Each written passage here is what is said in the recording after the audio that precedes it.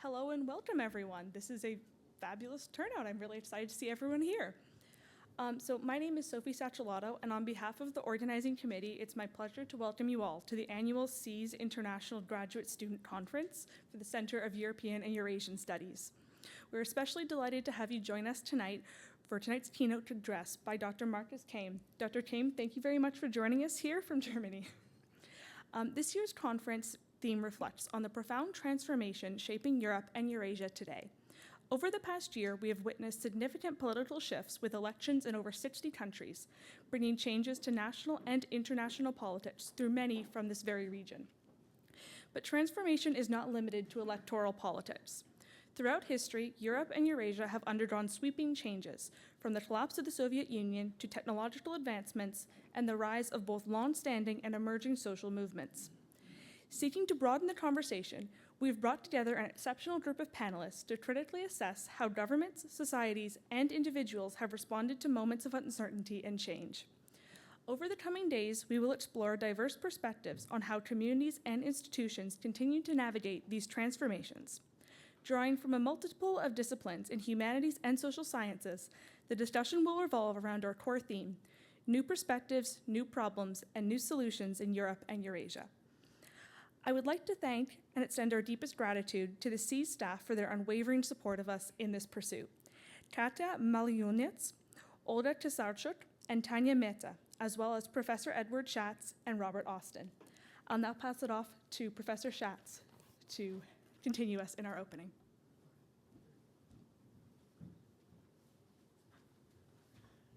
Thanks, Sophie. It's terrific to be a part of it. It's terrific to see a full room. Apologies for the voice. It's the long tail of a not very severe cold, but here we are, right?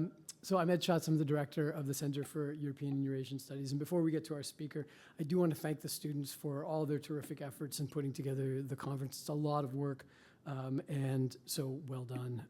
And you'll see the fruits of that both tonight and over the course of the next couple of days. Tonight's event is funded by the DAAD, the German DAAD, with funds from the German Federal Foreign Office. And I want to thank our terrific co-sponsors. I thought maybe they might be up there, but they're not, so I'll read them out. There are a lot of them. The Monk School of Global Affairs and Public Policy, the Petro Yatsik Program for the Study of Ukraine, the Department of Near and Middle Eastern Civilizations, Department of German Languages and Literatures, the Anne Tannenbaum Center for Jewish Studies, the Harney Program in Ethnic Immigration and Pluralism Studies, the Department of Political Science, and the Women and Gender Studies Institute. It takes a lot, it takes a village, and as we start to enter into uncertain times institutionally, cooperating more across units in the university will become even more important. Just very briefly about our center. About 2 decades ago, I think, our center brought the study of Eastern Europe and the study of Western Europe together under one roof.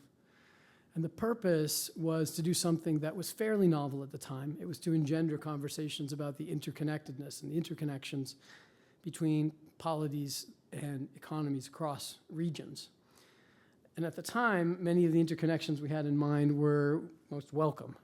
We talked about increasing trade. We talked about the sharing of institutional know-how. We talked about democratic normative change, and so on and so forth. Today, we realize that the interconnections that have been forged across this vast space can be of a less savory type as well. Just as goods, institutions, and norms can cross borders, so too can insecurity, war, crime, and anti-democratic ideas. So I think, if I'm guessing, our speaker will have something to say in this space, but it's not my job to introduce the speaker. It's my job to introduce the person who's going to introduce the speaker, because that's just what we do around here. This is all about building suspense. So, Professor Joshua Arthurs is an associate professor of history and museum studies. I didn't know about the museum studies here at the University of Toronto, and he specializes in the cultural, social, and intellectual history of modern Italy and Europe. Long series of publications. I'll point your attention to Cornell University Press 2012, Excavating Modernity, the Roman Past in Fascist Italy, in addition to a series of other very important projects. He's the president of the Society for Italian Historical Studies, a fellow of the American Academy in Rome, and an associate editor in the Journal of Modern Italian Studies. Welcome to the podium, Josh.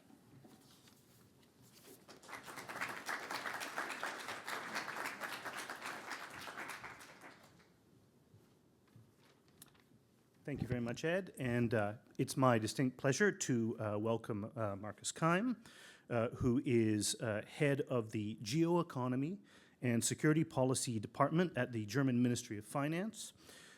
Before joining the ministry in May 2024, he was a senior fellow and head of the International Security Research Group at the German Institute for International and Security Affairs, or SWP. From 2019 to 2020, he was a Helmut Schmidt Fellow at the German Marshall Fund of the United States in Washington, D.C.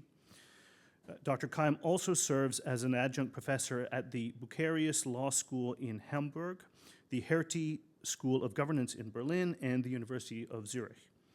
He was a visiting scholar at the Institute of European, Russian, and Eurasian Studies at Carleton University in Ottawa, and held a visiting professorship for German and European Studies at the University of Toronto, so these are familiar stomping grounds for him.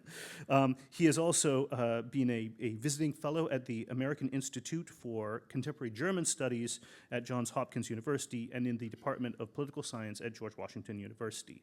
He holds a PhD and master's in political science from the University of Bonn. And Dr. Keim's talk today on an all too timely subject is titled From Berlin to the Battlefield, How Germany's 2025 Election Shapes European Security. Please.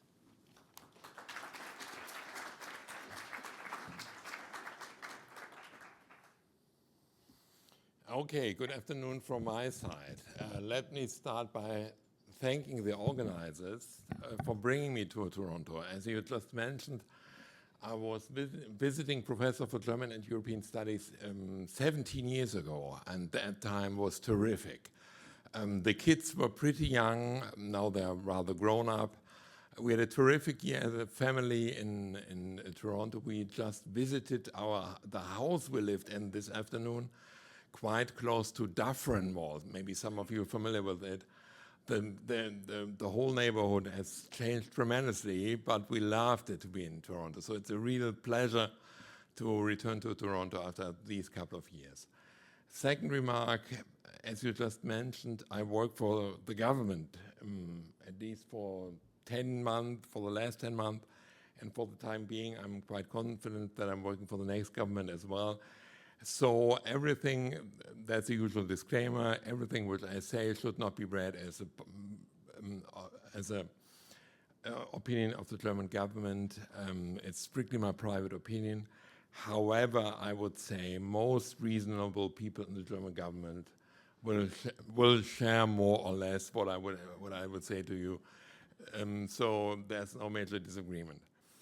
What I would like to do in the next, let's say 30, maybe 40 minutes is to give you kind of a snapshot what is happening in Germany currently in the context of the German elections 3 weeks ago, with the German elections and with a particular focus on what does it mean for, I mean, this is your topic of the conference, for Europe, European security, East European security, and I mean, the obvious country which we are mostly discussing is Ukraine. So that's my focus. I won't talk about the tariff issue. We can talk about this in Q&A, but I would like to start with some more general remarks about German security policy developing. So the key message I would like to bring you to attention is that one way or the other, Germany's foreign and security policy is in a, how to put it, watershed moment. A fork in the road. You can make easily the argument saying that has been the case for the last couple of years. Yes. For those of you who are familiar with German politics and have followed German politics for some time, the key term Zeitenwende is quite familiar. If you translate it into English, it's mostly translated into turning of the times, which is okay, which is a key word since 2022. So the major developments I would like to address have started way before the elections. You can go back to 2014, the annexation of Crimea, even the Russian-Georgian war, but maybe that's not the point when they have particularly started. They are currently in a process of, I would say, culminating, and they are framing the environment for German security and policy. And although German foreign security policy as such did not play a major role in the election campaign, the election campaign was mostly about two issues, the economy and migration. It played in so far a major role because the financial dimension of what are we going to spend, how much are we going to spend for defense, how are we going to finance it, what are the legal obligations, and so on, are now a major topic. So we're not talking about security policy as such, not in terms of security policy, but the financial background of it. And therefore, I would say security policy, in a hard military sense, played a major role in the election campaign. And therefore, what is currently discussed in Berlin as we speak will affect the role of Germany in European security in the years to come. And I would differentiate between four dimensions of adaptation, or you mentioned transformation. Maybe that leads us into the topic of the conference, transformation or adaptation. Germany is currently in and confronted with it, and I would like to talk about this four dimensions: the geopolitical dimension of transformation, the financial dimension of transformation, the military dimension, and the, I couldn't find a better term, the European dimension of transformation. But before I'm going into the details, I would like to make you familiar with the election campaign of February 23rd, almost exactly 3 weeks ago.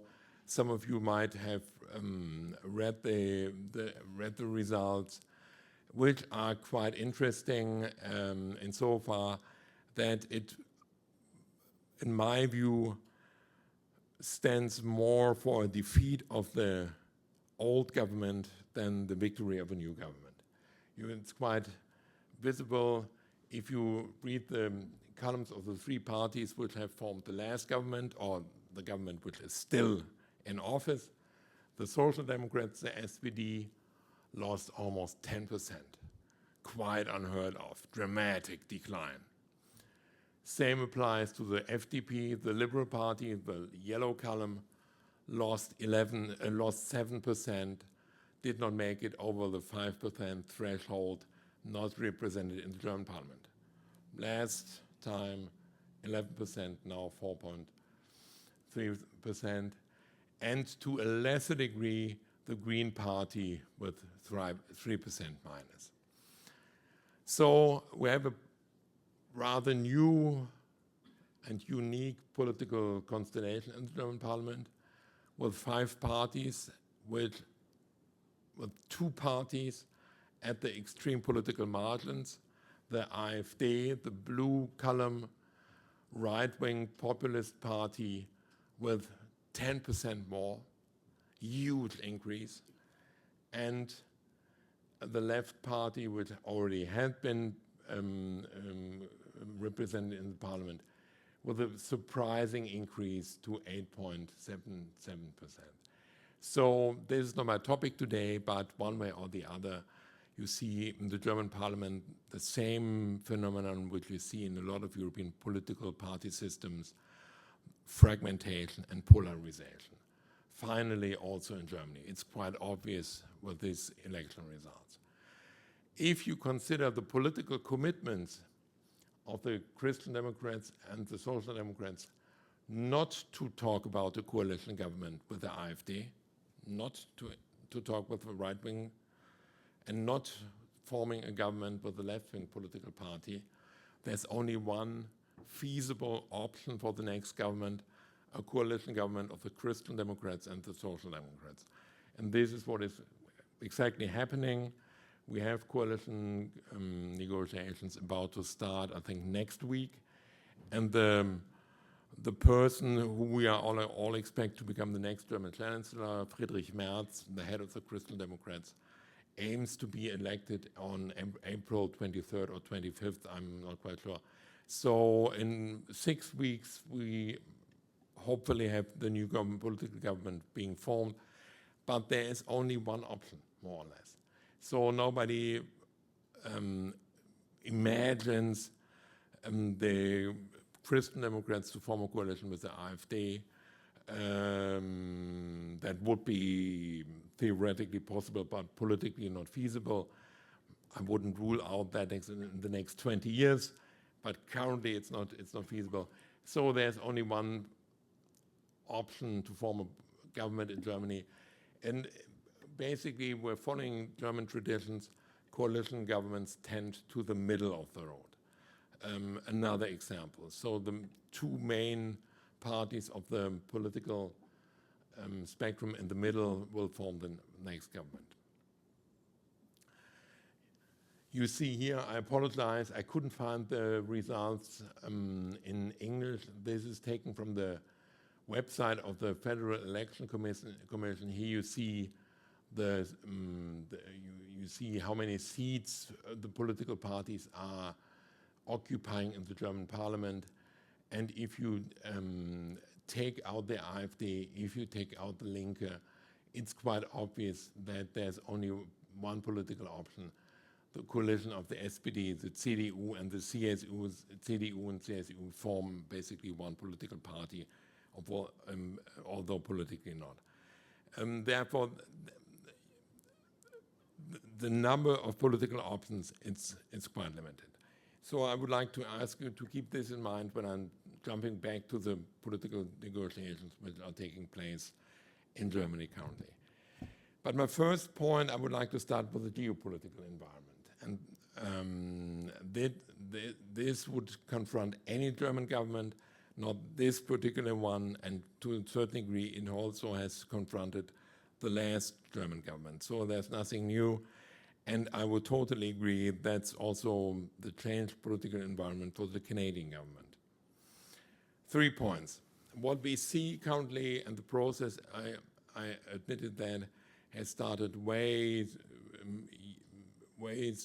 years ago. The first one is the erosion of the rules-based international order in many ways. We see a shift away from cooperative approaches of the period after the end of the Cold War, the good 30 years between 1990 and 2022, in which we all have politically grown up, or I would at least say the majority of us has grown up. We have grown up with cooperation in Europe. We have seen legal institutionalization, political integration flourishing, in particular in Europe with the European Union, globalization and multilateralism as key words of the last 30 years. So that has been something which has fostered institutions like the European Union, the United Nations. So the whole modus operandi was cooperative. And we can talk about this not only in Western Europe, but together with Russia as well. Let me give you one example, the foundation of the NATO-Russia Council in 2005, an illustration of this cooperative approach in this particular period. And this is under fire in different ways. The global power structure, we see a trend to multipolarity and a return to great power politics. In my view, something which reminds me and a lot of others on the structure of the period after the Vienna Congress 1815, in which a handful of European major powers called the shots for Europe. And my point is not to point to the 5. Imagine for international relations, let's say 8 or 10, and add to the nuclear weapon countries like Saudi Arabia, Turkey, Brazil, Indonesia. So in their particular regions play a particular role. And therefore, we see distinct structure emerging, and these great powers have the tendency, not all of them, to make decisions over the heads of smaller states. Something which we currently see in the Ukraine case. Although Ukraine is involved in the negotiations, there's a tendency, which illustrates this perfectly, to talk between the United States and Russia regarding the fate of the Ukrainians. And you could find other cases in international relations currently in which we find exactly, we could identify exactly the same pattern. So I think this is one illustration. The second dimension of this point is the normative core of rules-based international order. And I would like to give you the European example. The Cold War ended with a document, some of you might remember this, the so-called Charter of Paris, a document in which the major principles of the European security order were enshrined, and things like non-military territorial integrity, the non-use of military force, the right of every country to choose the military alliance it wants to belong to, and a handful of other principles which were guiding us over the last 30 years. My point is not this is totally eradicated, but my point is it's not accepted in certain parts of Europe. I think we can be quite sure that France is not going to attack Germany in the foreseeable future. And I'm quite confident that German armed forces won't attack Poland. But this whole normative core is not accepted east of Poland. I couldn't describe the alternative order which is promoted by President Putin. It's more a negative order to the existing order. It's more an anti-Western approach than a clear-cut normative counter-approach. But I think the history of the last couple of years have told us that the European security order, and in particular the normative core, is eroding under fire and not accepted in certain parts of Europe anymore. And this is the thing which is of concern to us. And the worst thing what would happen is I'm quite reluctant, the impression that with the Trump administration in office that the US has changed from a status quo order supporting the rules-based international order into the revisionist camp. I mean, it's maybe too early to tell, maybe things might change, but the first couple of weeks raised the impression that the United States as a key pillar of this rules-based international order has changed to the revisionist camp. Second dimension is the return of geopolitics. I mean, everybody is talking about geopolitical challenges, geoeconomics, geo. Only a few people really mean geo when they say it. I mean, geo comes from Greek, it means earth. So my point is we see a return of the geographical dimension of politics in international relations, not only in ideological or theoretical sense. We see the return of territorial space as a key dimension in international relations. Some observers from outside of Europe tell me it was never a way. An Indian colleague told me. They say, welcome to the reality. And the last 30 years was the exception from the rule. And now the rule applies again in Europe. But that's not the point. My point is things have tremendously changed for Germany and European countries. Again, a couple of illustrations. We see the acceptance of great powers demarcating spheres of influence and interest. Ukraine belongs to us. From a historical point of view, from a cultural point of view, it's not an independent country. It belongs to us, Russians. But it's not a Russian concern.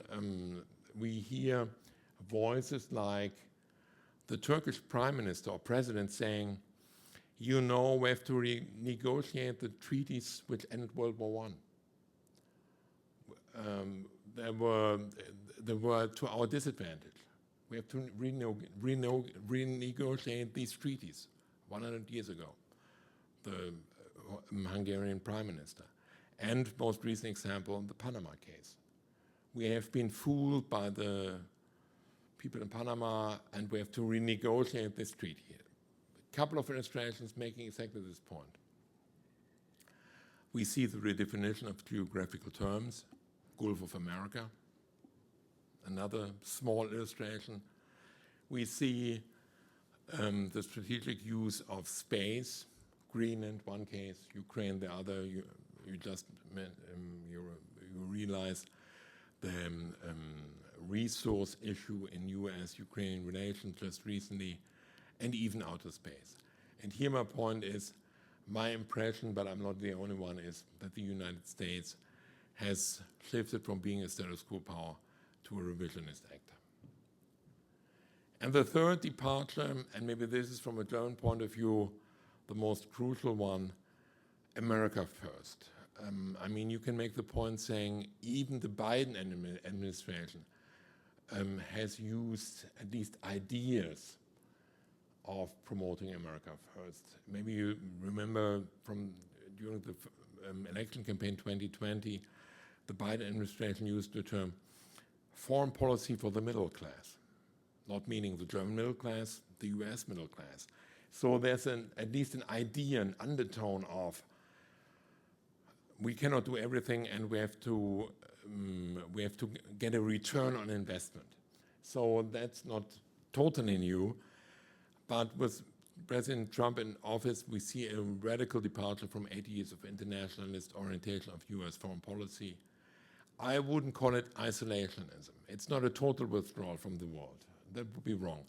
But it's a fundamental shift in political and geographic priorities and a turning point for Germany and Europe. And the post-Cold War era is, in my view, over. These 30 years, for which we never had a particular name, we always had the post-Cold War era. So we have approached the post-Cold War era. Or maybe it's the era before, the 19th century, great power politics in Europe. Maybe it's so simple. And what we currently see, particularly in transatlantic relations, in transatlantic security relations, is a clear shift from burden sharing. Burden sharing is a 2% debate. How do we share the burdens of security between Europe and the United States? It's about burden shifting. The burden should be shifted from the United States to Europe. And we have two major examples. The current decision or announcement of the Trump administration that now Europe is responsible for Ukraine. After a ceasefire or a peace agreement, it's Europe's turn to secure the stability, prosperity, and security of Ukraine. The United States will return to the US. And the second clear announcement in the context of the Munich Security Conference, now it's about Europe to provide conventional defense for Europe. So one way or the other, the United States will remain present. The nuclear umbrella, the nuclear deterrence will continue to exist. But all issues, the military presence in Central Eastern Europe, how to protect the front states, the Baltic states, Poland in particular, that's up to the Europeans. And this is totally terra incognita. We haven't had this situation for the last 70, 80 years. And I'm thinking I don't hide any secret. That's what Berlin currently is pondering about. What this means for Germany's security and defense policy in the years to come. And I think it's quite fair that given it's a recent experience for the last couple of weeks, we can identify this kind of policy of the Trump administration. German political decision makers have not answers to all these questions, but they are exactly in this process of adaptation and transformation. And this has started with a new momentum compared to the last couple of years. So, the financial dimension. Germany is one of the largest economies in Europe, and that explains why a lot of NATO partners and EU partners have particular expectations in the military field, but also when the question arises, who's going to pay for it? And this is one of the most difficult questions for Germany. I would like to start with this slide. This shows you the German defense budget during the last 50 years, between 1972 and 2022. It resembles the defense expenditure of France, of the UK, more or less, even it resembles the defense expenditure of the United States. What you can clearly identify is what we call the peace dividend. After the end of the Cold War, 1990, German political decision makers came to the conclusion, quite logic from this standpoint in 1992, 1995, we are encircled by friends. And there's no reason to continue investing in security and defense, which from today's point of view seems to be a major mistake. Again, imagine you're a political decision maker in 1995 making the case for increasing defense spending. It doesn't make sense. It didn't make sense at all at that time. And I would like to draw your attention to two numbers. Currently, the number still holds. The German defense expenditure is at 1.5% of the GDP. So Germany is far away from the 2% goal of NATO. With the particular help of the so-called Sondervermögen, the special fund of 100 billion euro, we have accomplished to invest 2%, but not with the regular budget. And this will continue to be so in the foreseeable future. And the interesting, from my view, the most interesting part is the start of the curve. Imagine in 1972, Germany spent 3.5% on defense. This is exactly the amount which is expected to be called upon at the NATO summit in Den Haag at the end of June. So we are not talking about 3%, but very likely 3.5%. And I mean, German audiences start crying when I point to this number, that Germany had an experience with investing 3.4%. In the 1960s, it was even 4% on security and defense. Germany could prioritize security and defense during these times. So basically, there's no major argument that it's not affordable, that it's not imaginable, that we cannot do it. I mean, we have a different social system today where we have to, or we would have to reprioritize our whole budget, but it's doable. It's doable. And therefore,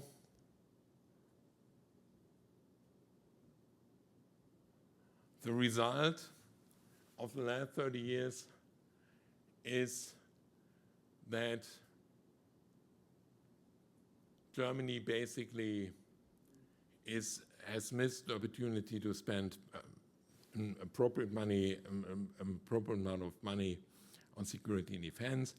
I've read some economists, German economists, making the case that during the last 30 years, Germany saved 900 billion euro not investing in security and defense. 900 billion euro. I wouldn't bet on the number. Let's say it's 800 or it's 950. But the point remains, you cannot be surprised about the effectiveness of the German armed forces today, taking into account this number, 900 billion euro not being invested from the regular budget over the last 30 years. And one of my favorite quotations I would like to introduce, the Army Inspector Alfons Meis, the second highest ranking German general, on the day when Russia had attacked Ukraine, saying, "You wake up in the morning and realize that there's war in Europe. In my 41st year of service in peacetime, I never thought I would have to experience another war, and now the nice line comes. And the Bundeswehr, the army that I'm allowed to lead, is more or less in the bare bones." For those of you who are familiar, steht blank da. Basically, it's what he's saying, the German armed forces are nude. They have nothing to hide. There are no clothes, which is true in the literal sense. And imagine a German general saying this publicly on the day when Russia attacked Ukraine. This is the status quo. And after the Russian attack on Ukraine, where the Zeitenwende, which I just mentioned, the ambition to reach 2%, but we are, with a regular budget, far away from this. It's still 1.53 defense spending.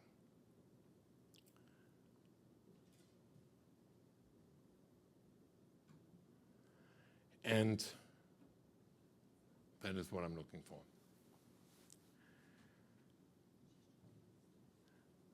Sorry.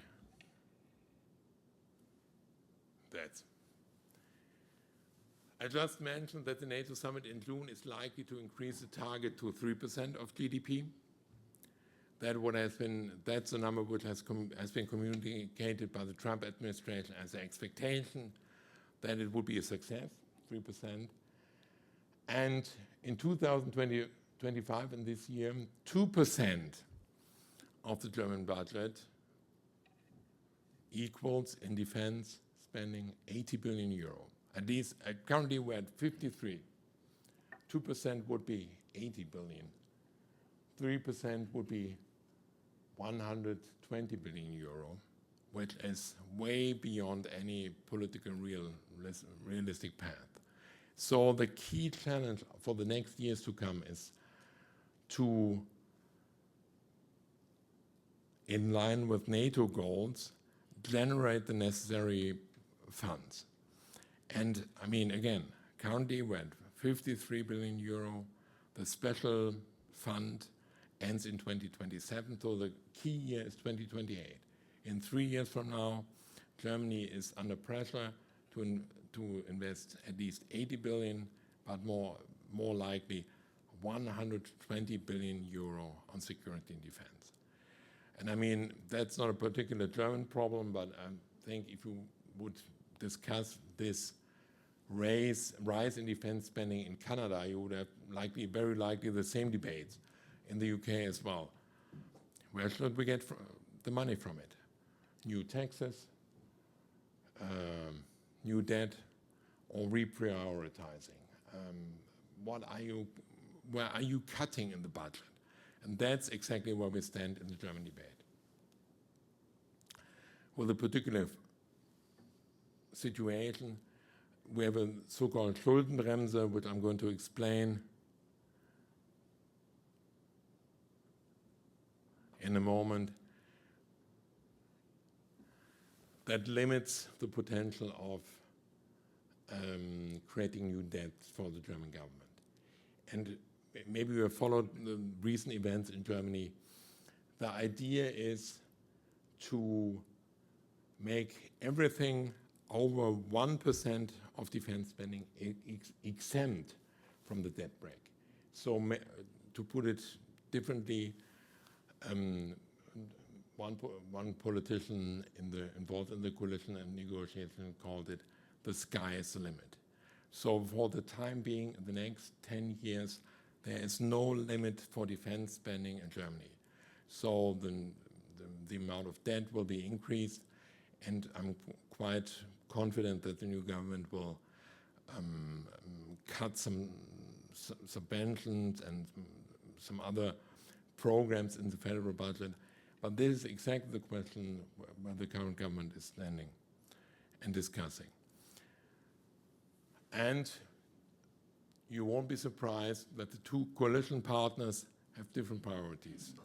The Christian Democrats with Friedrich Merz advocates for a strong military role with the NATO and EU, more assertive foreign policy, larger defense budget, bigger role for German NATO operations, and faster military modernization. A classical conservative political agenda. Surprise, surprise, the Social Democrats have a slightly different agenda, although more or less supporting the basic approach and the basic premises of foreign security policy, has endorsed NATO commitments, but it will likely argue for ensuring that defense spending does not undermine social welfare programs, including healthcare, pensions, and education. So debate, which I could imagine could exist in Canada as well. Please correct me if I'm wrong. But I think the antagonism or the conflicting goals in the debate will be quite similar. And that is exactly the political challenge, to combine or to balance these two slightly differing approaches.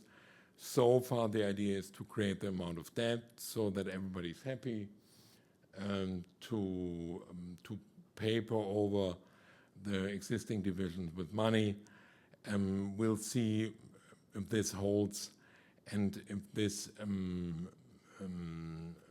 is correct, is considered legal by the German Constitutional Court.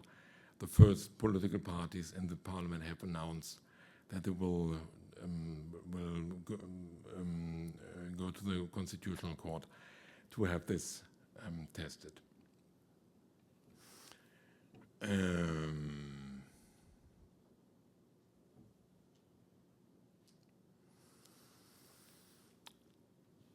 Here I'm made the point reallocating funding from other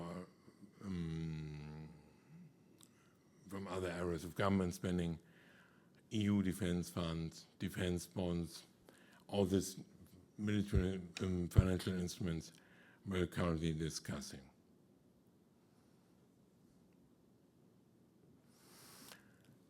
The military I mentioned. As we have seen during the last 2 years, Germany is considered to be one of the prime military actors, which is rather new for you, for outside observers, and for us as well. Germany has, for understandable reason, never considered to be prime military actor. Germany's influence in international relations has never rooted in military power for good reasons. Therefore, it's rather unusual for us, I would even add uncomfortable for us, to be confronted with the expectation of the Baltic states, of the Polish partners, when they approach us and say, you have to step up to the plate and increase defense spending. You have to do more military planning.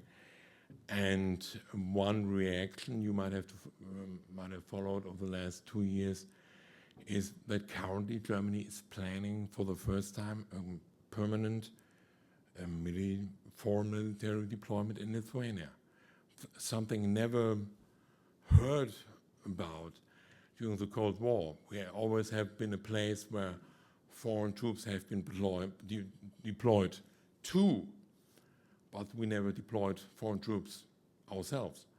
And therefore it's a strange experience, unique experience for the first time to do planning for a permanent German military base in Lithuania. But this is one illustration of this changed military role, in particularly in Central Eastern Europe. So it comes as no surprise that we're not talking about a military base in Italy, Spain, Portugal, but instead in Poland, in Lithuania. Okay, the permanent military bases in Lithuania, but when we talk about arms procurement, joint arms procurement, military exercises, the focus is on Central and Eastern Europe. So one way or the other, Germany is one of the key NATO partners, and that brings me back to my first point. When the analysis is correct that Europe has to shoulder more of the burdens to provide security in Europe and for Europe. One of the key pillars of this European effort is Germany. And this is rather new for us. I mean, one of the effects of the peace dividend, to give you this number, is in 1990, Germany had 12 divisions, 12 army divisions. Any idea how many we have today? Any guess? Three divisions have remained. So that gives fuel to the impression. I mean, I cannot prove it, but people who are more knowledgeable than I say Germany is basically not able to defend its country. So the German armed forces, and it's not a lack of political will, it's a matter of underfunding, undermanning, and the lack of military capabilities. And that's the key challenge now. It's a financial one, but also a military one, together with our military partners to fill this gap. And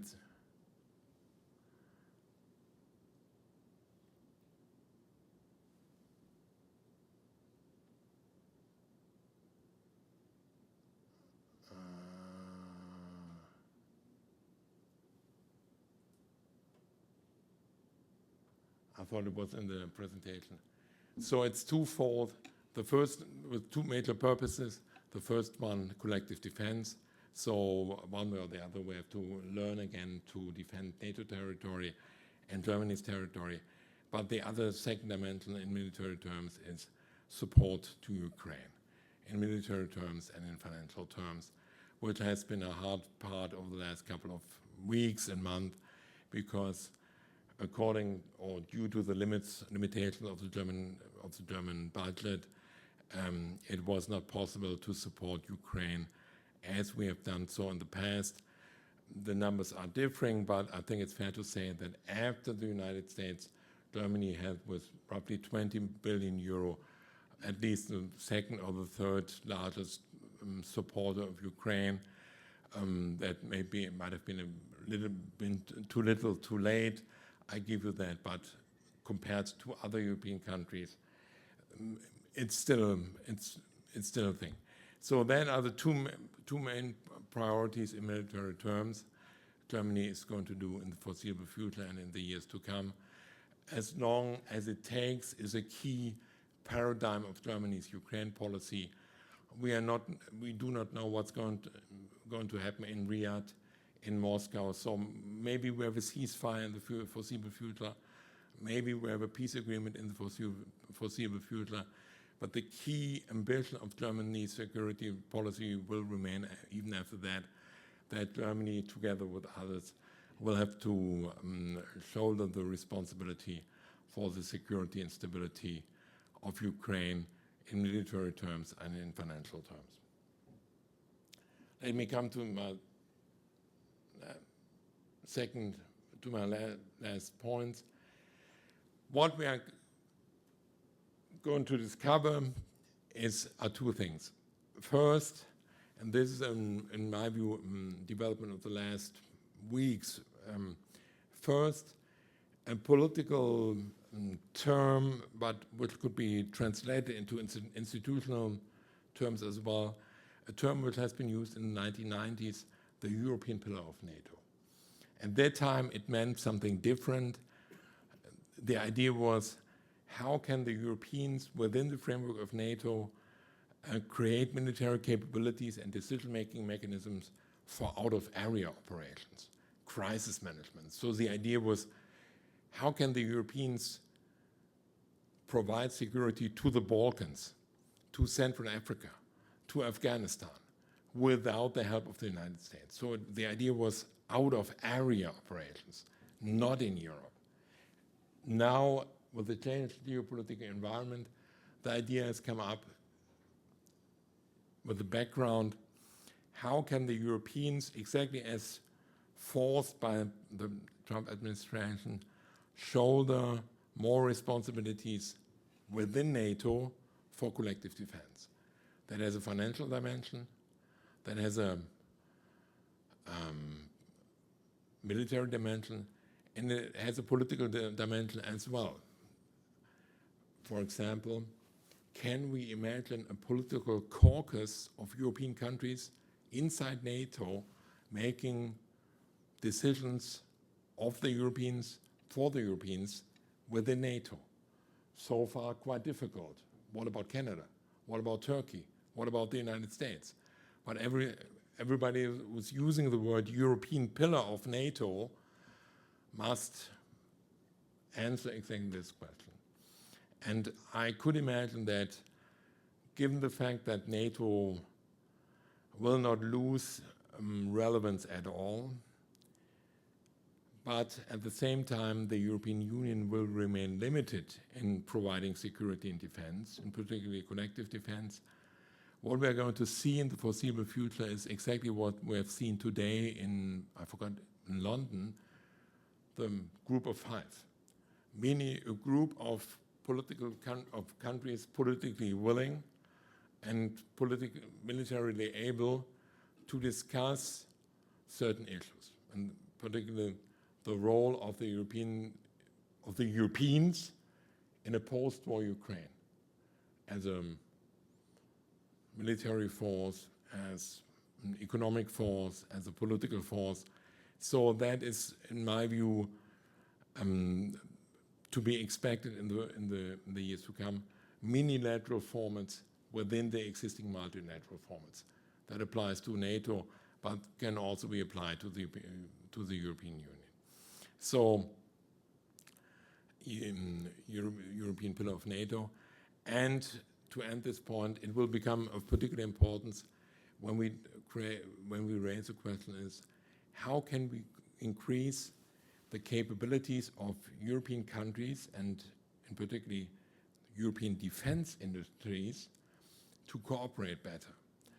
Because it's not a secret that German defense companies, French defense companies complain about saying the numbers we're going to produce for Germany are too little, for France too little, for Italy too little. But when we can improve cooperation and coordination and order on a European level within NATO, you might reach the appropriate number which are necessary for an efficient arms procurement process. So that has been started, in my view, with baby steps, but it has been identified as one key issue, because one problem of the last 2 years, 3 years has been that at some moments we had the money in the European Union, we had the money in the Ukraine defense cooperation format, but the European countries were simply not capable to buy and produce the proper and necessary amount of ammunition and grenades and tanks, which then could be transferred to Ukraine. And if this task is not going away, that would be my point, then the requirement and the necessity to invest in deeper cooperation and security and defense production won't go away as well. My last point, strategic autonomy. Some of you might remember this, a term maybe not invented, but heavily used by French President Emmanuel Macron. You might remember his famous interview in The Economist in fall 2019 when he said, NATO is brain dead. Now we have seen exactly the opposite. I don't know what the opposite of brain dead is. Alive and kicking, something like that. So in my view, NATO is, I hate to say it, the winner of the Ukraine crisis, the winner of the war in Ukraine, because it has been reactivated, reinvigorated, in center stage when we talk about European security. However, given the recent events in Washington, D.C., given the impression of the Europeans that they are not alone, but confronted with an isolation, with a U.S. administration which is turning away its political attention from Europe, we see for the first time German political decision makers taking this idea of strategic autonomy seriously.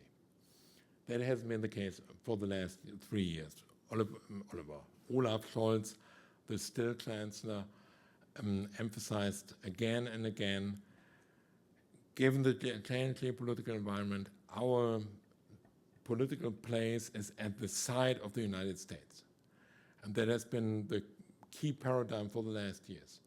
Everything Germany did was in close cooperation with the United States, transferring tanks to Ukraine, sanctions against Russia, everything in close cooperation with the United States. Even the idea of buying F-35 for the purpose of nuclear sharing the argument was, we have to continue our relationship with the United States and invest in it.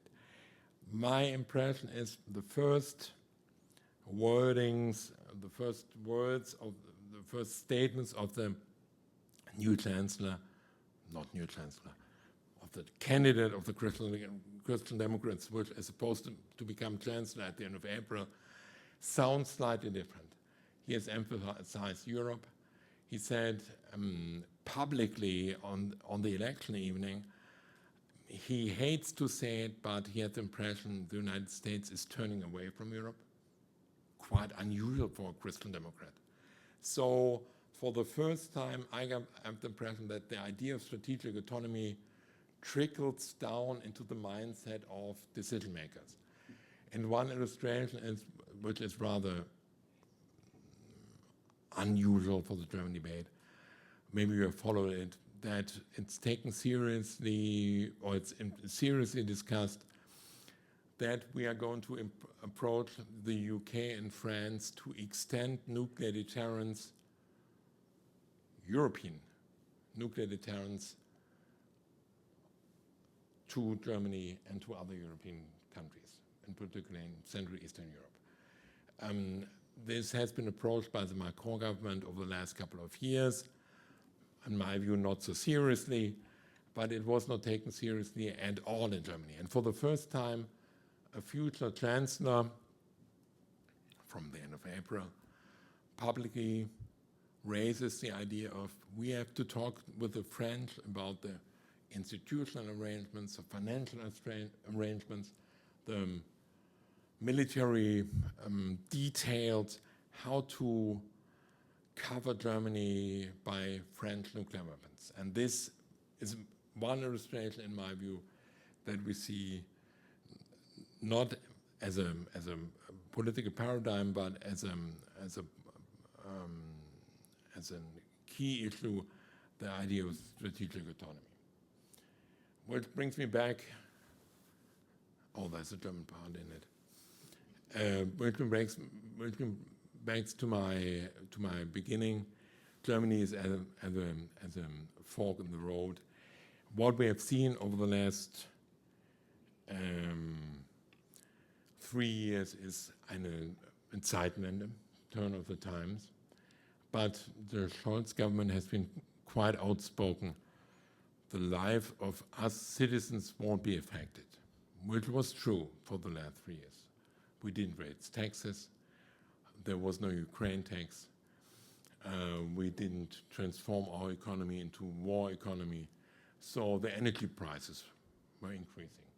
But more or less, my life and the life of the ordinary German has not primarily been affected. And I think this time could be over in the years to come. When I'm talking about the financial dimension, which I explained in length, it has a military dimension and it has a societal dimension. And this is my last point. One of the most difficult dimensions of the Zeitenwende is what I would call the mental Zeitenwende. The Zeitenwende is the turning of the tide in the heads of the Germans, so that the German society not embraces but accepts the changed geopolitical environment. And what I would expect, and I'm hearing the first politicians talking about this, we have deactivated conscription in 2011. It's not abolished, it's simply deactivated. And I'm quite sure that we're going to have a debate about reactivating conscription. That will be a totally different dimension, a societal dimension, a reactivation, as we have seen in a handful of other European countries as well over the last couple of years. So that will be the last element of the adaptation and transformation process. My apologies, I've talked longer than 40 minutes, so I hope I could provide some kind of, how to put it, framework for you so that you better understand the issues you might read in the international press, you might read in TV when you are confronted with German events. Thank you for the attention, and I'm looking forward to the debate.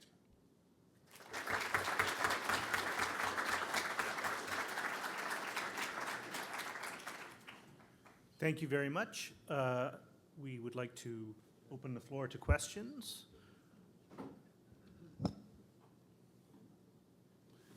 In the back there? Or disagreements, if you... Or if you- disagreements or I'm happy to live with Agreements. disagreements. I have 2 remarks about the question. One is that you, thank you. One is that you first started with that multilateralism has eroded also in Europe, I guess. And that Absolutely. we are going back to the times of Bismarck with power politics. And I was somehow relieved that in the end you talked again about autonomy and multilateralism among the European states or the states of the EU and Great Britain. So, and the other one is that I was a bit puzzled that there wasn't another pillar apart from military and autonomy, strategic, of digitalization, because I think the problem we have now also when you look at Ukraine, the first thing that was done was take away Starlink, and a second was that the intelligence service didn't work for Ukraine anymore, the CIA.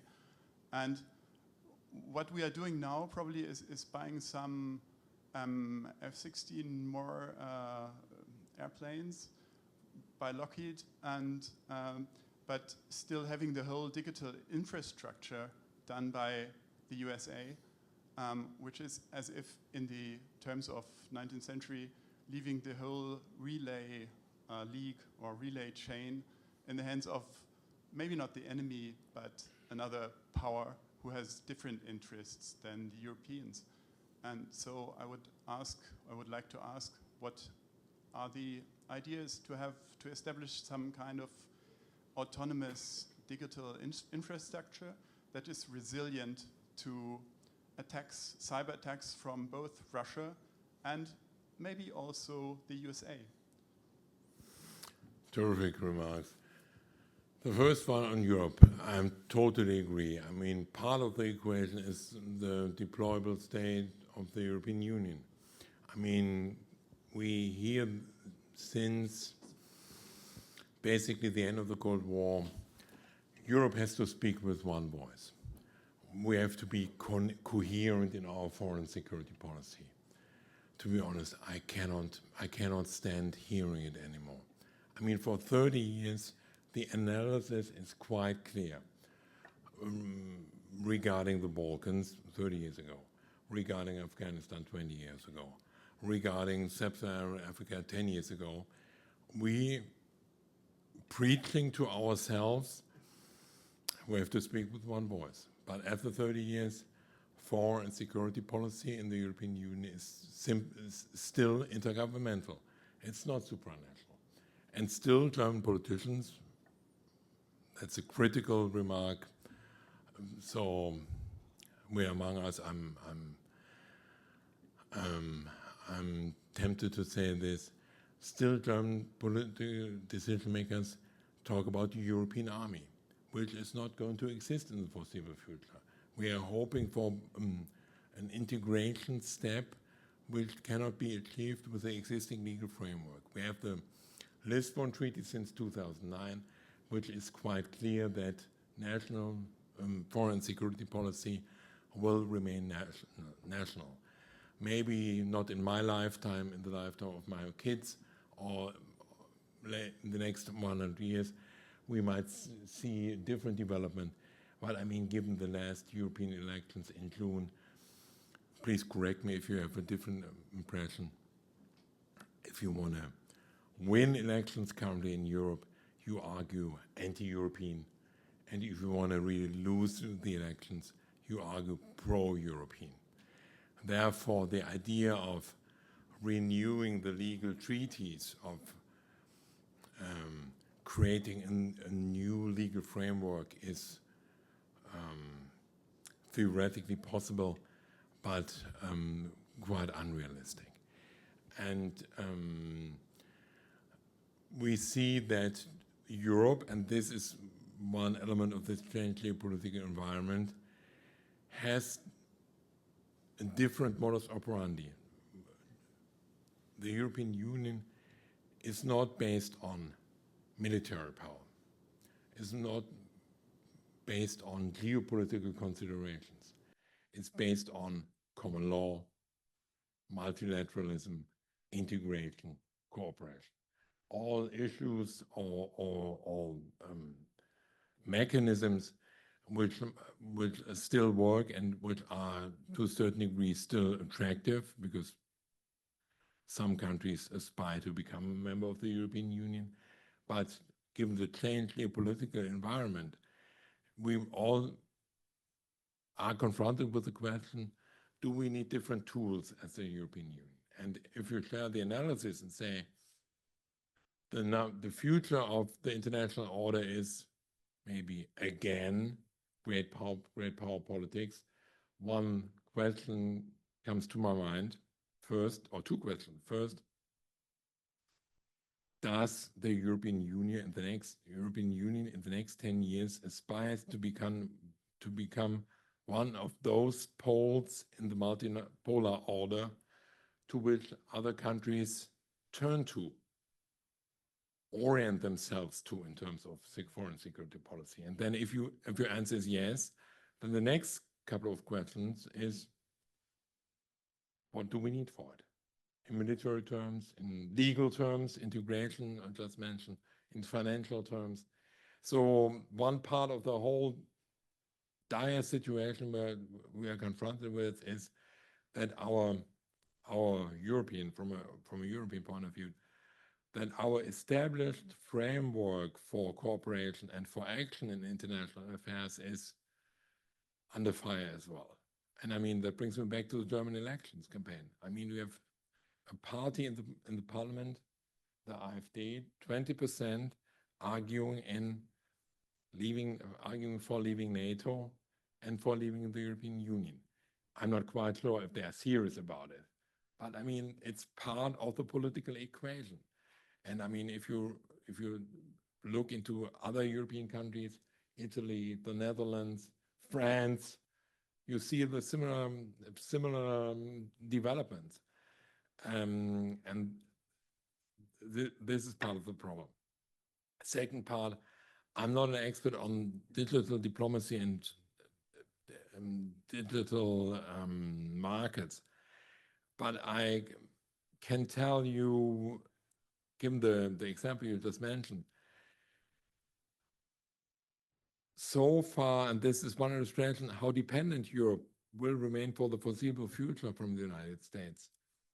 You mentioned Starlink. If I have the numbers correct in my mind, Starlink consists of two parts: 8,000 satellites run by Elon Musk, his company, not personal, and 15 so-called, I forgot the technical term, receivers on the ground, 15,000. In the German government, certain parts of the German government are currently investigating, are we able to replace Starlink? The answer is definitely not. Definitely not. These parts of the German government, what I'm talking about, have identified small German companies which might have the technology. But if you raise a question, can you replace 8,000 satellites and 15,000 receivers? It's not called receivers, but take it for a moment, receivers on the ground. The answer is definitely not. And we cannot do anything about it. And this remains as one example. You could add several other examples from the military sphere, certain weapon systems, and you mentioned information exchange, which is quite crucial. We had a meeting with the German Ministry of the Interior, and I'm not hiding any secrets when one of the biggest concerns was exactly that the authorities in Washington under the new administration won't share information as they have done so over the last 30, 40 years. That would be a crucial blow for German, not only security and defense policy, but more domestic policy. Counterterrorism would be tremendously affected. And that is one issue of the new geopolitical setting. We have to adapt ourselves, and that has major consequences. That's everything I can tell.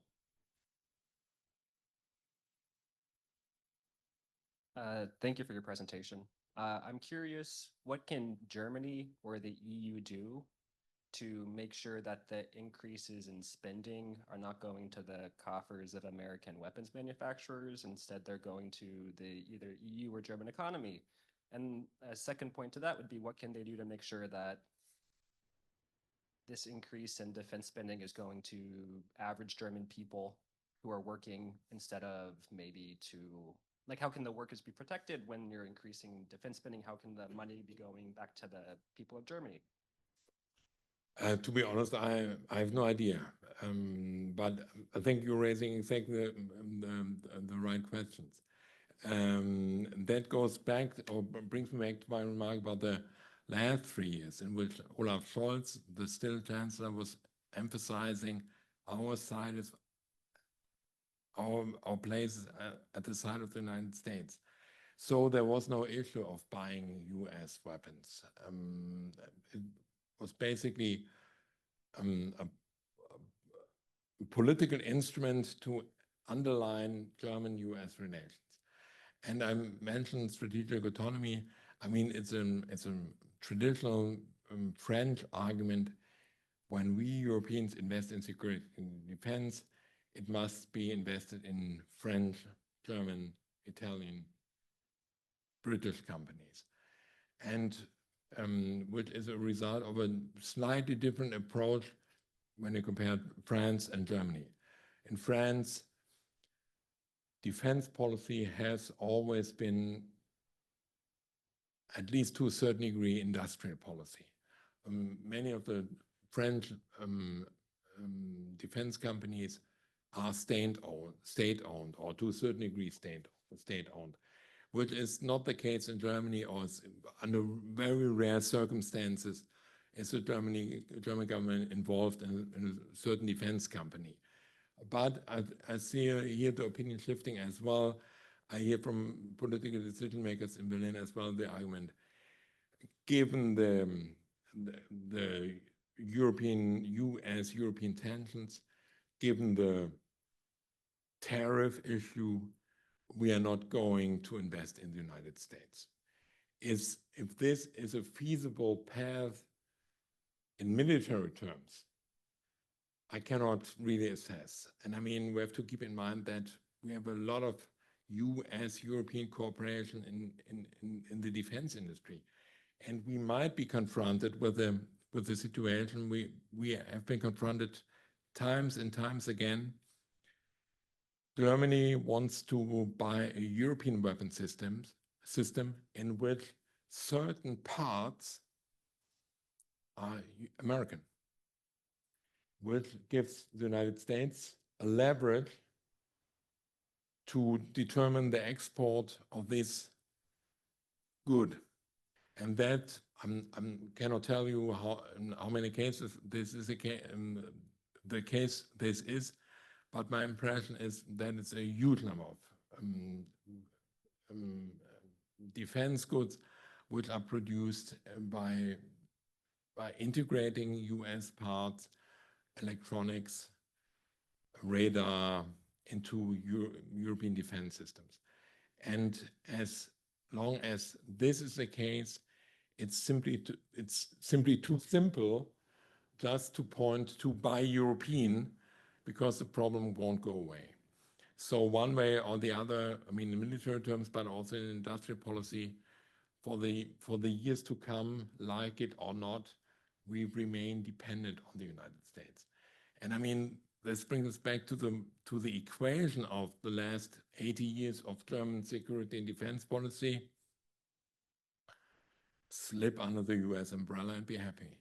So to be dependent on the United States was the key assumption of German security and defense policy.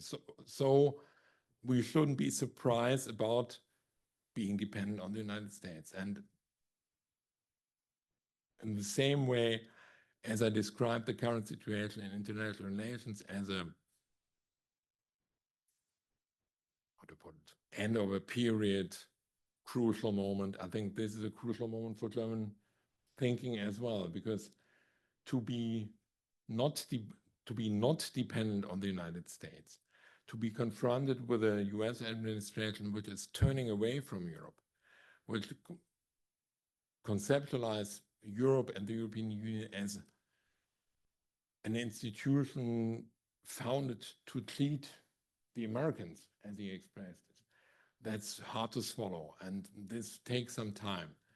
And for the first time, and that brings me back to my first point, the 2025 elections have reflected this, in my view, for the first time.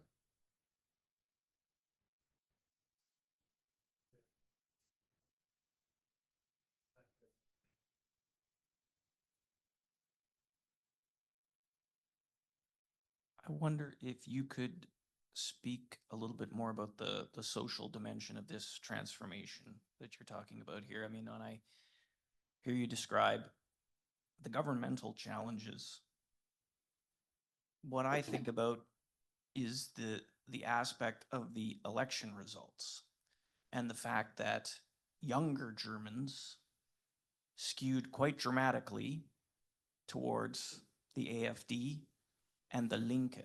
And if you're talking about renegotiating the social contract and particularly reintroducing conscription, can you give some thoughts on to what degree German society is prepared to go down that path? That's pure speculation. I mean, your analysis is correct. To my surprise, 3 years ago, the party which was winning the vote of the young people, of people voting for the first time, was the Liberal Party, the FDP. 3 years later, it's the AfD, the right wing. That might be explained with the rise of the migration issue as a topic in German politics.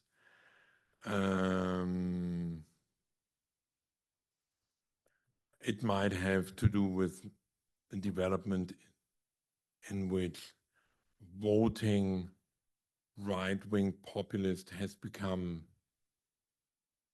I'm not quite sure if I should express it this way, has become accepted in German politics. I mean, if you follow the rise of the AfD, a couple of years ago it was a party at the fringes, ideological in numbers. And now it's political mainstream. A couple of years ago, the German media avoided the AfD. They were never invited to debate in the German media. Now they have a regular place. So they have become strange thing, but I would say have become part of the political mainstream. Or to put it differently, the mainstream has shifted. Maybe that's maybe the proper word. Not the AfD has shifted, the political mainstream has shifted towards the AfD. Regarding the societal dimensions, I could add only some anecdotes. I'm giving a lot of lectures, and particularly before I joined government, when I was working at the Stiftung Wissenschaft und Politik.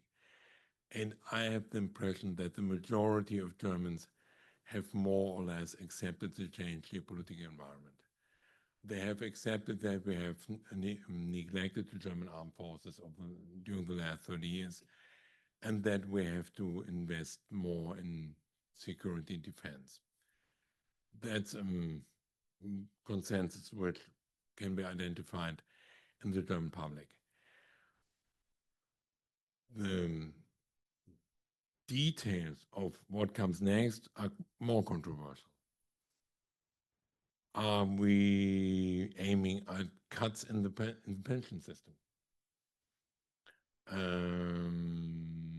Do we cut subventions in the Ministry of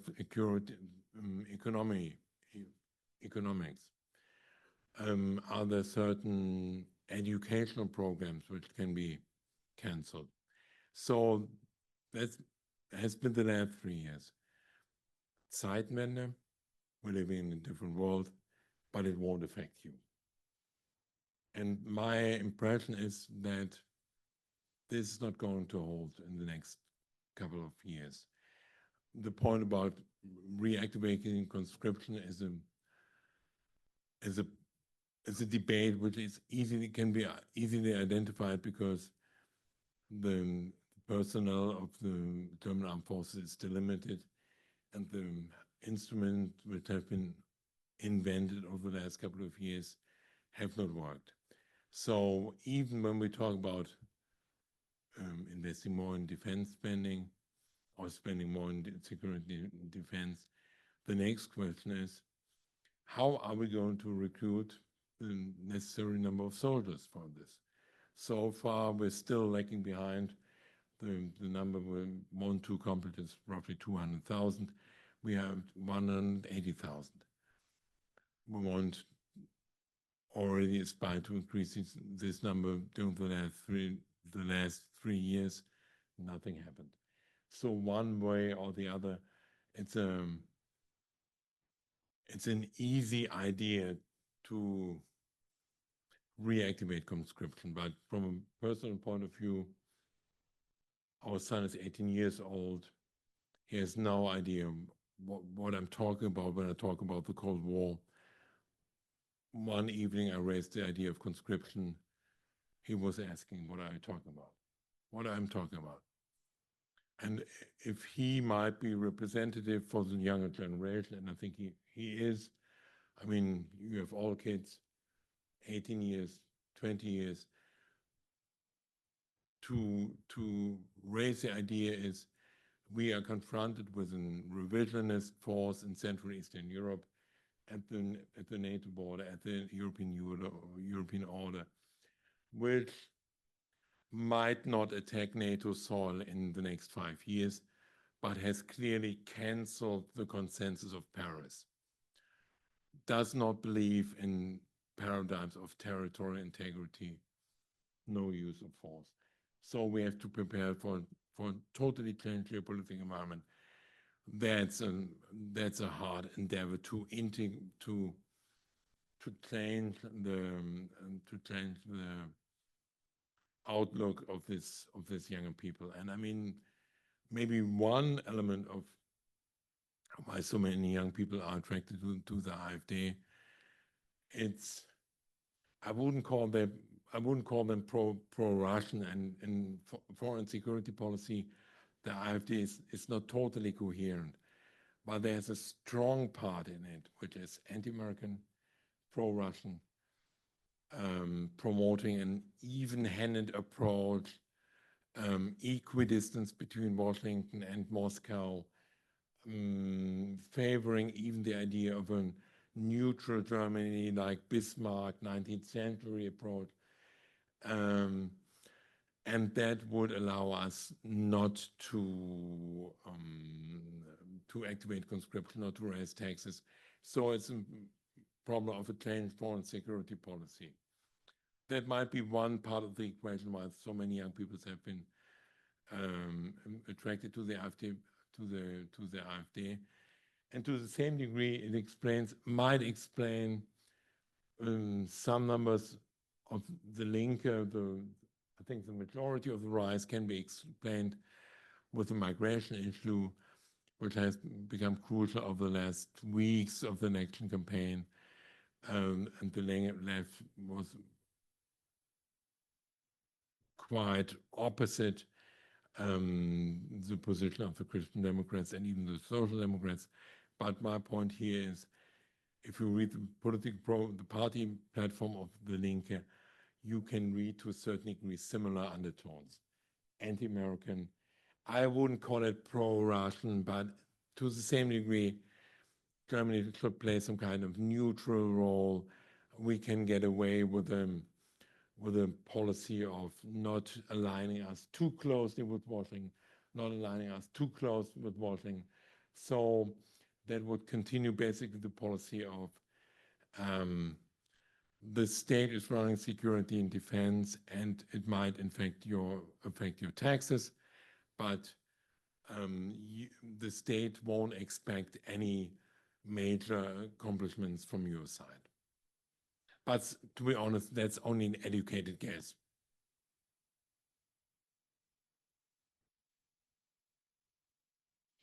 Thank you very much. I wanted to ask about coming to tariffs and talking about Germany coming away from the US. In what way could Germany benefit from Canada's increasing, the US putting increasing tariffs on Canada? In what ways could kind of possible future collaboration between Germany and Canada form more of a sustainable path forward that could benefit Germany very well in building defense? I mean, it's quite obvious that the current events in Washington, D.C. has brought Canada and Europe closer to each other. And I mean, I forgot who it was. One German politician even proposed offering Canada EU membership. I'm not quite sure if you'd be interested in. That's maybe a stretch, but the point is obvious. To a certain degree, the degree to which Germany and Europe, the European Union, is affected currently by the Trump administration makes us similar, or let us feel similar, or let us identify similar perspectives. And I'm quite sure, to the same degree as the German government has prepared itself to the second Trump administration, maybe not good enough. The Canadian government has definitely started a process, let's say in 2023, under the title, how are we going to deal with Trump 2? I wouldn't be surprised if not. If it was built on the proper assumptions, I don't know. In the German case, I would say we totally underestimated what was happening. I agree that we're better prepared. I agree we have identified countermeasures, counter tariffs, which have been announced by the European Commission, I think yesterday. But in this policy field I was talking about, security and defense, we were basically overrun by statements and events over the last couple of weeks. And to hear a US Secretary of Defense saying publicly 2 days before the Munich Security Conference, Europe has to take care of Ukraine. Europe has to take care of collective defense in Europe. We are not going to leave NATO, but in our view, NATO will become of some kind of, let's call it, dormant institution in which we Americans play a minor part. I think nobody had anticipated that in Germany. My criticism or my question to those circles preparing German foreign policy for these days was, you emphasized given the the lessons of the first Trump administration, now we have understood that this guy is transactional. So you must prepare for a situation in which you're confronted with linking policy fields, tariffs and security policy, tariffs and other policy issues. And I have to admit, in the first weeks of the Trump administration, the German government was not in good shape.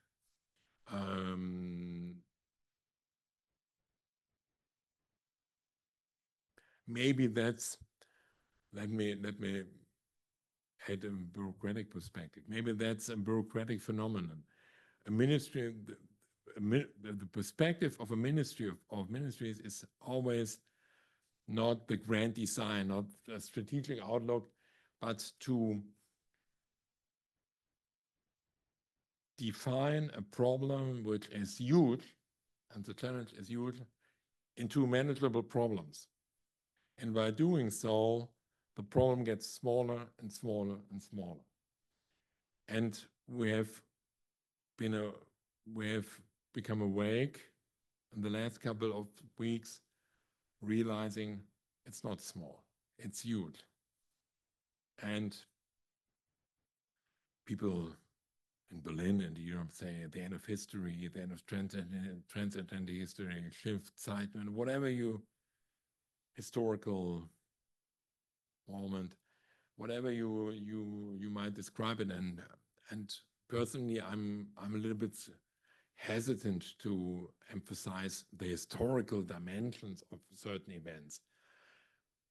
But I would agree with those saying that's a major water shift. And I don't see any indications that the Trump administration is shifting course in the month and years to come. I mean, that would be nice, but in my view, unreasonable argument saying, okay, let's get over the first 6 weeks, 8 weeks, and then things might change. Are you living under the impression that Donald Trump will become a friend of Canada in 6 weeks, in 8 weeks? I don't think so. So you're preparing for the next 2-3 years, being confrontational, being controversial, being confronted with the constant idea of becoming the 51st state of the United States. One way or the other, we're coming to get you. And I cannot say anything about the future development of the US political system. I mean, the United States is facing recession. When things work out, we expect it. The stock markets are tumbling down, so we might see some developments inside the United States. But given that we are at the beginning of March of 2025, I do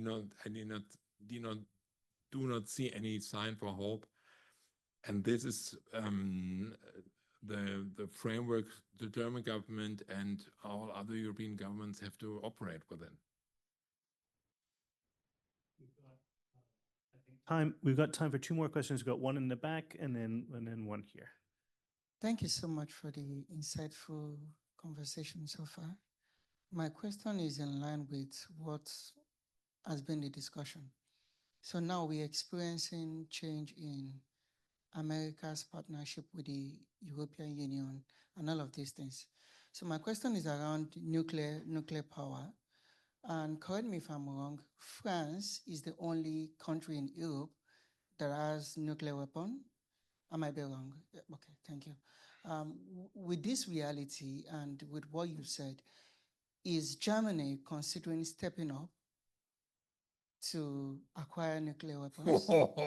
I know that might not be the case, as Germany has been against nuclear proliferation. Terrific. Yeah.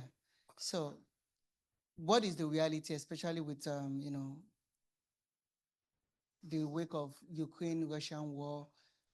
What's what are your thoughts on the idea of nuclear weapon in the European Union? Thank you. I love this question. So far, the idea of autonomous German nuclear weapons is a non-starter. It has been raised by journalists, it has been raised by think tank people, but has not taken root in the political establishment. But I mean, things are shifting, and we've seen interesting developments in the last several weeks. And let's step 5 years ahead. Maybe those people are correct saying, after ceasefire in Ukraine,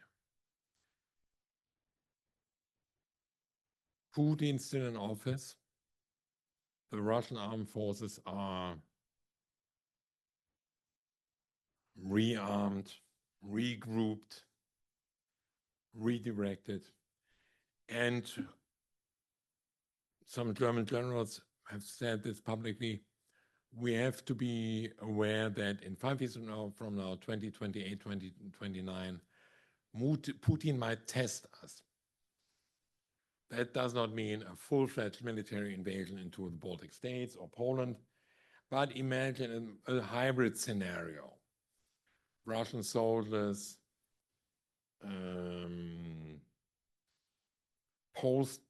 moving the demarcation, the border signs between Estonia and Russia. Imagine the Russian-speaking minority in one of the Baltic states being used by the Russian authorities as an instrument for discord in this country. Imagine a high number of illegal immigrants crossing the land border from Russia to Finland, and so on. So all these hybrid measures. In this way, I mean, they might test us. If this gets a military dimension and some kind of military crisis might evolve, that might be another wake-up call for Europeans. So far, I think the political appetite for autonomous European weapons in another country,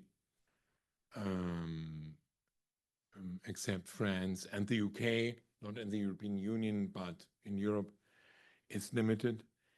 But if you talk to Polish colleagues, they're desperately begging for US nuclear weapons in Poland. So I could imagine Poland being a case.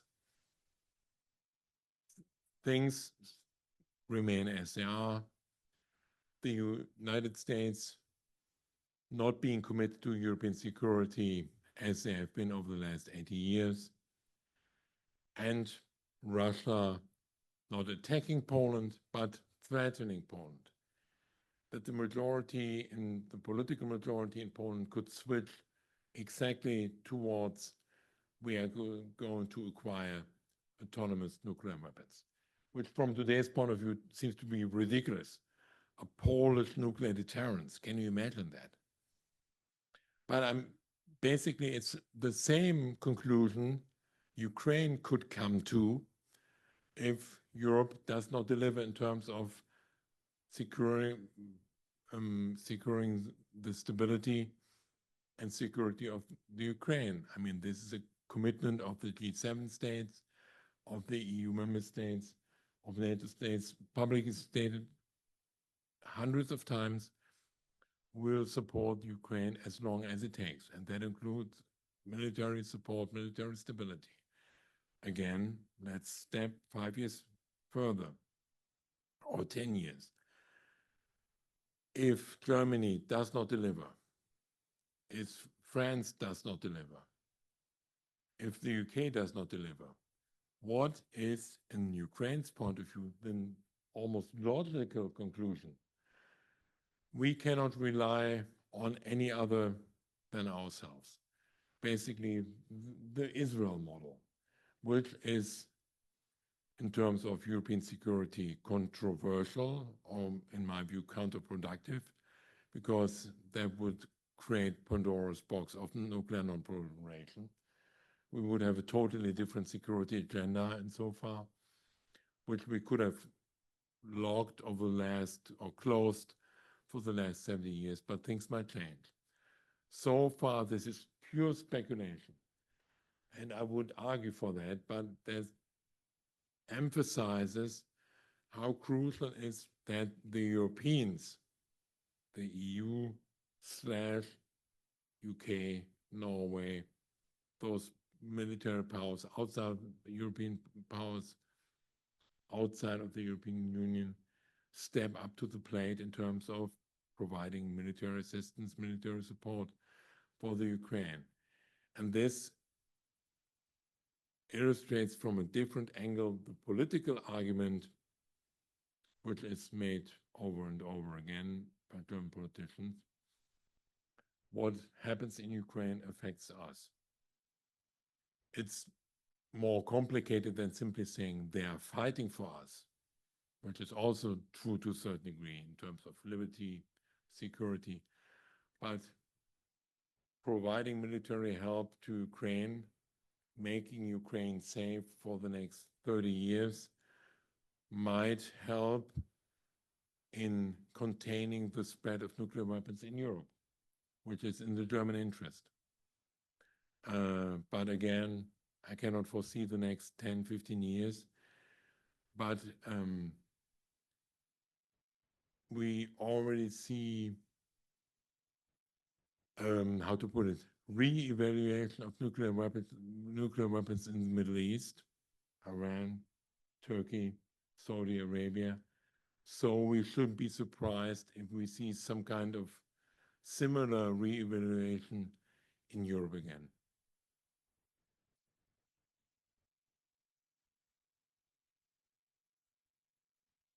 Hi, thank you for your presentation and discussion here. So my question is, well, today we see a lot of discussion about the potential use of Russian frozen sovereign assets for Ukraine's recovery and reconstruction. And it is already a massive decision that G7 have agreed to establish an extraordinary revenue acceleration loan mechanism for Ukraine. But do you believe that in case the war ends anytime soon or in the foreseeable future, that it's possible to make Russia pay and hold accountable for the destruction it caused? Because the destruction is now estimated at more than $500 billion US, and it's a huge burden for our allies.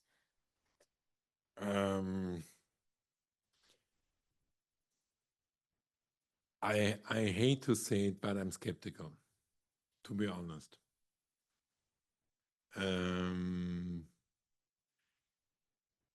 Any kind of ceasefire or peace agreement, I mean, I cannot envision a peace agreement between Ukraine and Russia. But let's take the closer goal, which is quite ambitious, or which is already quite ambitious. Some kind of ceasefire would need the cooperation of Russia.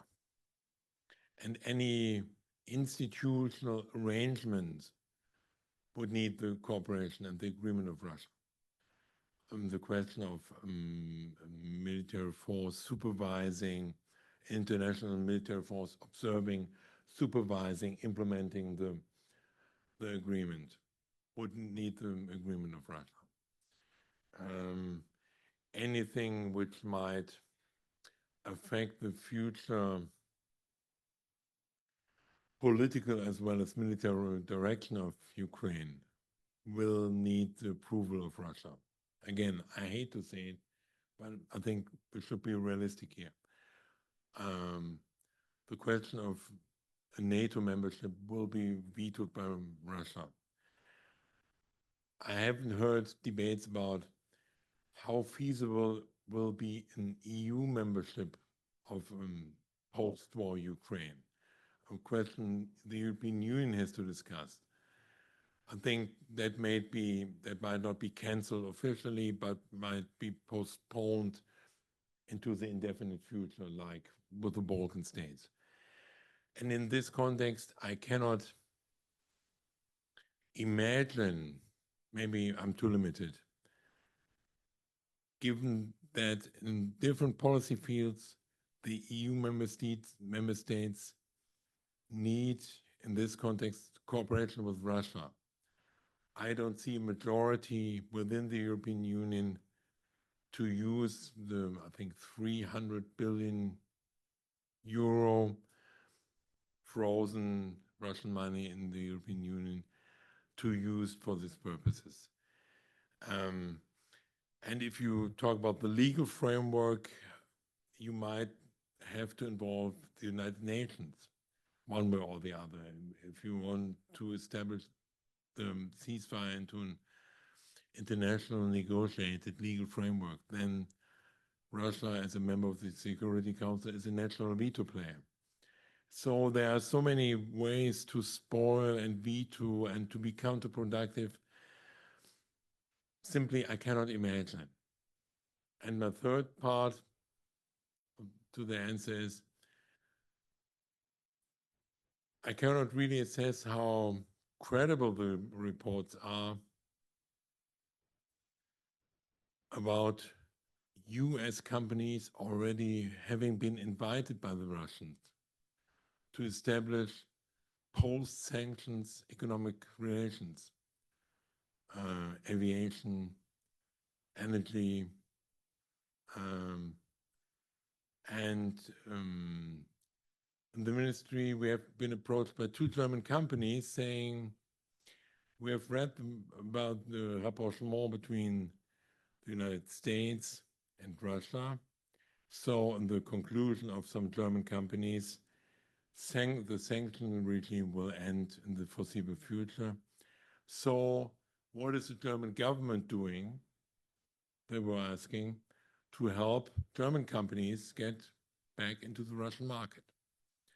That is the, how to put it, the mood currently in the German business community. I wouldn't be surprised that it might be the mood in the US business community.